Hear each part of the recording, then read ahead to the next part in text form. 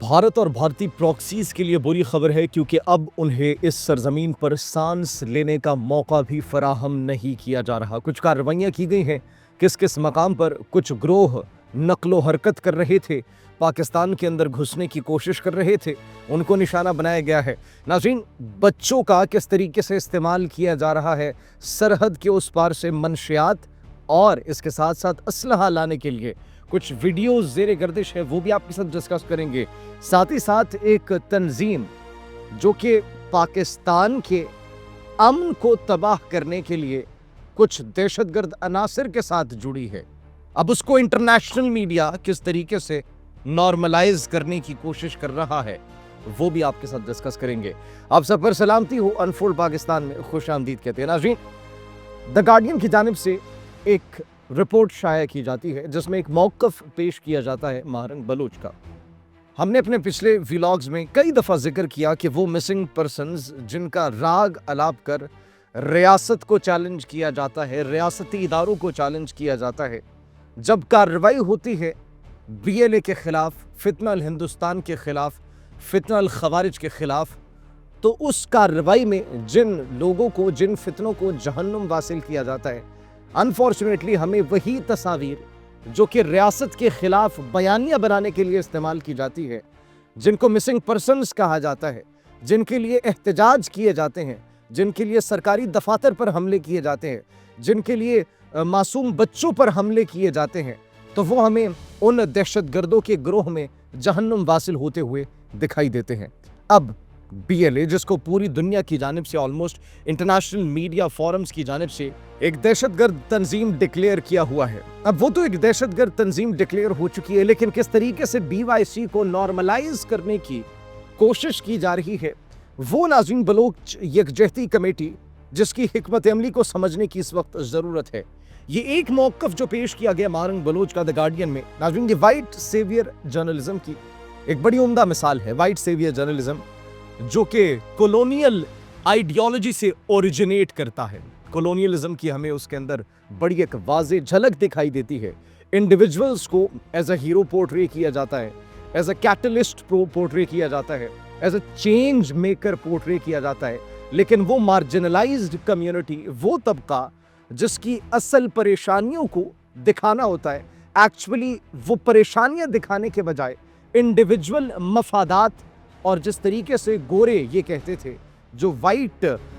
People थे, गोरे लोग थे, वो जो कहते थे कि हम हर मसले का हल हमारे पास मौजूद है, हम हर मसले को हल करेंगे, तो एक्चुअली उस इंडिविजुअल को इस तरीके से पोर्ट्रे किया जाता है कि हर मसले का हल उसके पास है, लेकिन उस मार्जिनलाइज्ड कम्युनिटी को पसे पुश्त डाल दिया जाता है, उनके मसाइल को पसे पुश्त डाल दिया जाता है। तो ये एक्चुअली बड़ी एक उम्दा मिसाल है जिस तरीके से ये मौक़िफ़ पेश किया गया है कि जेन्युइन इशूज से हटकर किस तरीके से एक शख्स को, एक शख्स के बयानिए को तक़वियत देने की, नॉर्मलाइज करने की कोशिश की जा रही है। BYC जिसको एक पुरअमन तंजीम के तौर पर दिखाया गया है, लेकिन क्या ये वाकई में एक पुरअमन तंजीम है या फिर इसके मफादात एक शिद्दत पसंद तंजीम से, तहरीक से जुड़े हुए हैं? BLA जिसको पूरी दुनिया एक शिद्दत पसंद, एक इंतहा पसंद, एक दहशतगर्द तंजीम डिक्लेयर कर चुकी है। और इसी का फिर एक हिस्सा मजीद ब्रिगेड, जिसकी मजम्मत नहीं की जाती BYC की जानिब से, बलोच यकजहती कमेटी की जानिब से। तो नाज़रीन, एक ऐसा प्लेटफॉर्म जिसको आप कह सकते हैं कि सियासी या फिर बयानियाती प्लेटफॉर्म दिखाया जा रहा है, जो कि शिद्दत पसंदी से खुद को अलग करने की कोशिश तो कर रहा है, लेकिन इसकी जड़ें कहीं ना कहीं उसी शिद्दत पसंद तंजीम से जुड़ी हुई है, ये उससे अलग नहीं है। ये एक्चुअली एक साजिश है पाकिस्तान के खिलाफ कि किस तरीके से इंटरनेशनल मीडिया अब इंजेक्ट करने की अपने पैगामात को कोशिश कर रहा है, जिसके वालिद को नाज़रीन एक कमांडर तस्वुर किया जाता है, उसके ऊपर इल्ज़ामात मुख्तलिफ आयद हैं, और जिसको एक BLA के कमांडर के तौर पर देखा जाता है, वो दहशतगर्द तंजीम जो कि पाकिस्तान के ख़िलाफ़ कार्रवाइयों में मुलव्विस है, इस मुल्क के बाशिंदों के ख़िलाफ़ कार्रवाइयों में मुलव्विस है। तो what can you expect from them? वो एक नैरेटिव दिखाना, वो एक बयानिया दिखाना, یہ کیا ہو سکتا ہے، اس میں کس کے مفادات ہو سکتے ہیں، اس سے کس کو تقویت مل سکتی ہے، اس سے کس بیانیے کو تقویت مل سکتی ہے، بی ایل اے کو کیا ریپلیس کیا جا رہا ہے بی وائی سی سے، یہ بہت اہم سوالات ہیں جن کے جواب جاننا آپ کے لیے نہایت ضروری ہے۔ اس کے ساتھ ساتھ ناظرین، جو بھارتی فتنے ہیں ان کے لیے بھی بری خبر ہے۔ وہ بری خبر یہ ہے کہ مختلف مقامات پر سیکیورٹی فورسز کی جانب سے آپریشن کیے گئے۔ سب سے پہلے اورکزئی میں خوارجین کے خلاف آپریشن جاری ہے، جس میں ان کو جہنم واصل کرنے کی اطلاعات موصول ہو رہی ہے۔ گھیرے میں لے لیا گیا پاکستانی افواج کی جانب سے، محمد میں ٹی ٹی اے کی جانب سے حملے کو ناکام بنایا گیا اور ان کی پوسٹوں کو تباہ کر دیا گیا ہے۔ نارتھ وزیرستان میں ایک شدت پسند گروہ نقل و حرکت کر رہا تھا اور ہماری افواج اور سویلینز کے خلاف کارروائی کرنے کا ارادہ رکھتا تھا، لیکن ان کی نقل و حرکت کو دیکھ کر اور اس کو بر وقت نشانہ بنا کر بہت بڑے ایک حادثے سے اس علاقے کو بچا لیا گیا اور 8 شدت پسندوں کے جہنم واصل ہونے کی یہ اطلاعات اس وقت موصول ہو رہی ہے۔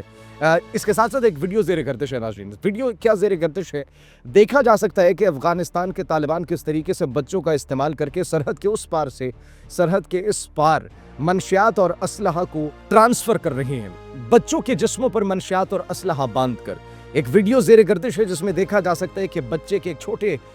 8-9 سال کے بچے کے جسم کے اوپر وہ منشیات اور اسلحہ باندھا ہوا ہے اور ٹیپ سے اس کو جو ہے وہ فٹ کیا گیا ہے، اس کو مضبوط کیا گیا، اور وہ جب ٹیپ اتاری جاتی ہے تو اس بچے کے جسم سے وہ منشیات اور اسلحہ برآمد ہوتا ہے، جس کو ٹی ٹی پی اپنی کارروائیوں میں پاکستان کے خلاف استعمال کرتا ہے۔ تو یہ بچوں کو اس طریقے سے انفارچونیٹلی استعمال کیا جا رہا ہے۔ اسی لیے ہم نے آپ کو کہا تھا کہ یہ افغانستان کی نوجوان نسل کی بربادی کا اگر ذمہ دار کوئی ہوگا تو وہ ان کی یہی ڈی فیکٹو گورنمنٹ کے افغان طالبان ہوں گے۔ ناظرین، بھارت کے لیے جو بری خبریں ہیں وہ بھی بری خبریں آپ کو بتائیں گے، لیکن آن ون ہینڈ جو نیریٹو بنانے کی کوشش کی جا رہی ہے بی وائی سی کے لیے، اور اس کے ساتھ ساتھ جو ایک سو کالڈ بیانیہ بنانے کی کوشش کی جا رہی ہے وہ تنظیمیں اور وہ لوگ جو کہ بلوچستان کی ترقی نہیں دیکھ سکتے، on the other hand Gwadar new Dubai بن چکا ہے، یہ اس وقت خبریں موصول ہو رہی ہیں۔ لیکن گیس واٹ، 8300 سے زائد صرف اور صرف مارچ 2026 کے اندر آ چکے ہیں پاکستان۔ گوادر نیا دبئی بن چکا ہے، شپمنٹس آ رہی ہیں، انویسٹمنٹس بڑھ رہی ہیں۔ تو وہ بیانیہ جس کو آپ دیکھ رہے ہیں وہ صرف اور صرف راہ راست سے ہٹانے کے لیے، اور اس کے ساتھ ساتھ پاکستان کی اصل امیج جو کہ فتنوں سے اور دشمنان پاکستان سے، دشمنان اسلام سے برداشت نہیں ہو رہی، وہ ایکچولی اس امیج کو خراب کرنا چاہتے ہیں۔ ناظرین، بھارت کی بات کریں، بھارت ایکچولی بہت برے طریقے سے پھنس چکا ہے۔ وہ کس طریقے سے؟ ممبئی اور راجستھان لوگ چھوڑ کر جا چکے ہیں، ممبئی کو، راجستھان کو، گاؤں کا رخ کیا جا رہا ہے، دیہات کا رخ کیا جا رہا ہے۔ ایل پی جی گیس ختم ہو چکی ہے، لمبی لمبی قطاریں، پیٹرول ختم ہو چکا ہے۔ پیٹرول پمپس کے باہر اگر دیکھ رہے ہیں تو سینکڑوں ہزاروں کی تعداد میں لوگ وہاں پر موجود ہوتے ہیں، ہاتھا پائی ہو رہی ہوتی ہے، لڑائیاں ہم دیکھ رہے ہو رہی ہیں۔ تو بڑی تعداد میں لوگ ٹرینز کے اوپر ان شہروں کو چھوڑ رہے ہیں۔ تو بڑا امپیکٹ ہو رہا ہے بھارت کے اوپر اس جنگ کا۔ اس کے ساتھ ساتھ انٹرنیٹ کی بندش کے حوالے سے بھارت کی اگر بات کی جائے تو بھارت سر فہرست آ چکا ہے۔ 2025 میں 65 مرتبہ انٹرنیٹ بلیک آؤٹ کیا گیا، 65 ٹائمز۔ مختلف ریاستوں کے اندر، مختلف علاقوں کے اندر تنازعات جب ہوتے ہیں تو ناظرین، یہ بھارت کی ایک ایکچولی کوشش ہے کہ کس طریقے سے انفارمیشن کو کنٹرول کرنا ہے اور آواز کو بند کرنا ہے۔ تو بھارت ایک ایسی سٹیٹ بن چکا ہے جس کے اندر سے اب آوازیں اٹھانا بھی جرم بن چکا ہے، انفارمیشن دینا بھی جرم بن چکا ہے۔ تو یہ بھارت کی اصل ناکامی ہے۔ اسی کے ساتھ ناظرین، مجھے اجازت دیجیے، اپنا بہت خیال رکھیے، اللہ نگہبان۔